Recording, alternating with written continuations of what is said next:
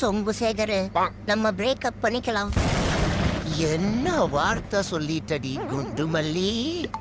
இதுக்காகவா 4 வருஷமா உன் பின்னாடி நாய் மாறி திரிஞ்சு நாசூக்கா உன்னை புரிஞ்சு உன்னை பாராட்டி சீராட்டி உனக்கு சோறு ஊட்டி கூடவே அதுல மோர் ஊத்தி மத்த பூனைகிட்ட இருந்தலா உன்னைய காப்பாத்தி உனக்கு பிடிக்குமேன்னு செஞ்சு கொடுத்தேனே சப்பாத்தி.